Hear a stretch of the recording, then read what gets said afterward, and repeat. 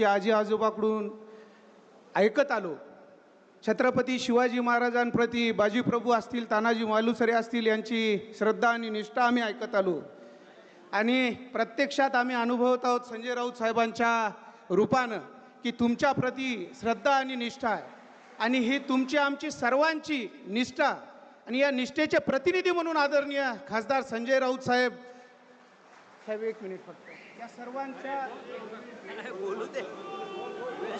एकच फक्त तुमच्या सर्वांच्या निष्ठेचं मी फक्त संजय राऊत साहेबांच्या तुमच्या सर्वांच्या वतीनं अरे बाबा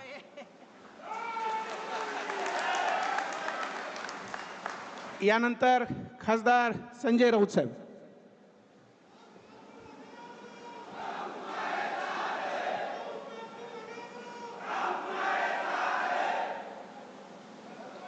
आम्ही शिवसेनेबरोबर निष्ठेने राहतो म्हणजे उपकार करत नाही. हिंदू हृदय सम्राट बाळासाहेब ठाकरेंनी आम्हाला एवढं दिलेलं आहे या महाराष्ट्राला, आम्हाला सगळ्यांना, आणि माझ्यासारखे लाखो निष्ठावंत शिवसैनिक आहेत. म्हणून ही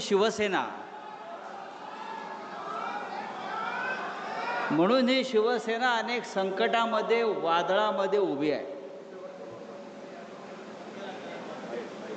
आणि एक सांगतो, कृषी उत्पन्न बाजार समितीमध्ये ही सभा सुरू आहे.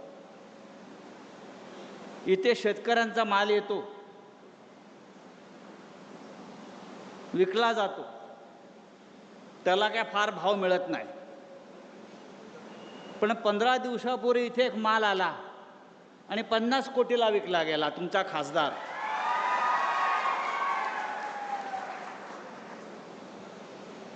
आता खासदार गेले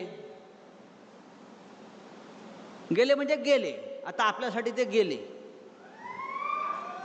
आता त्या दुखवट्याला आपण आलेलो आहोत. आता 10व 12व करू आणि पुढल्या कामाला मोकळे हो. फार दुःख करत बसायचं नाही. गाडा पाडा आणि शेवटी भगवा झेंडा फडकवा.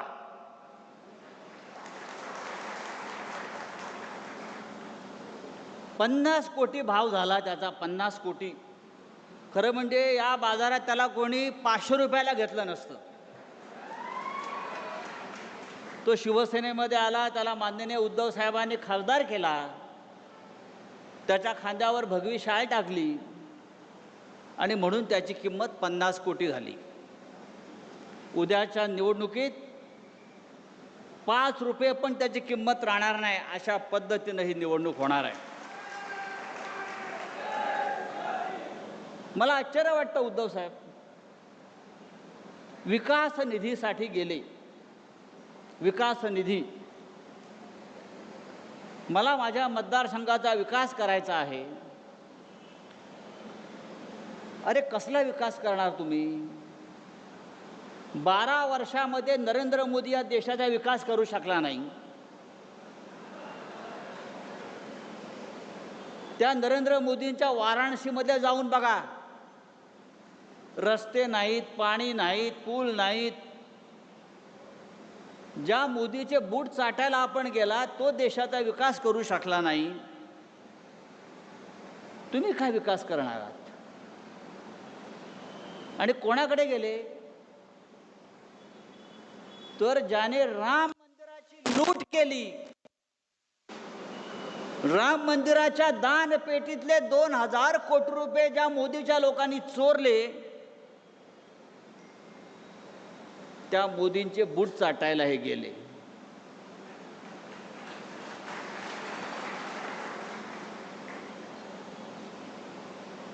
तर देशमुखला जाऊन सांगा, ही शिवसेना आहे आणि शिवसेना कधी संपत नसते. ठाकरे कधी संपत नसतात. ते पुन्हा पुन्हा राखेतून उभे राहतात आणि या महाराष्ट्रावरती आपली पकड मजबूत ठेवतात. अरे तुम्ही मशालीच्या चिन्हावर निवडून आलात म्हणजे ही मतं लोकांनी माननीय उद्धव ठाकरे साहेबांना दिले. तुम्हाला गद्दारी करायची आहे तर राजीनामा द्या, पुन्हा निवडणुकीला उभे राहा आणि मग तुम्हाला कळेल या यवतमाळ वाशिमची जनता गद्दारांबरोबर आहे की निष्ठावंतांबरोबर आहे. पण एकनिष्ठ राहण्यासाठी आई नेक आणि बाप एक असावा लागतो. आम्ही सगळे एकनिष्ठ आहोत आणि हा एकनिष्ठांचा सागर महासागर लाटा या गद्दारांना तडाखे देऊन तुडवल्याशिवाय राहणार नाही. उद्धव साहेबांचं काल नागपूरला आगमन झालं. प्रचंड गर्दी, प्रचंड. मग जिथे नजर जाईल तिथे माणसं त्यांच्या स्वागताला उभी. एकनाथ शिंद्यांनी ते जर बघितलं असतं त्या गद्दारांना मिंदेनं तर त्याला कळलं असतं शिवसेना जागेवरच आहे, शिवसेना जागेवरच राहील आणि तुमच्या छाताडावर पाय दळून पुन्हा एकदा विधानसभा आणि हिंदुस्थानच्या लोकसभेकडे जाईल. ही आजची सभा, आजचा मेळावा निष्ठावंतांचा आम्हाला तेच सांगतोय. यवतमाळ हा कायम हिंदुहृदय सम्राट बाळासाहेब ठाकरे यांच्यावर प्रेम करणारा जिल्हा आहे. सातत्यानं लोक आले आणि गेले, पण शिवसेनेचा भगवा झेंडा या यवतमाळवरती कायम राहिला. तो यापुढेही कायम राहील.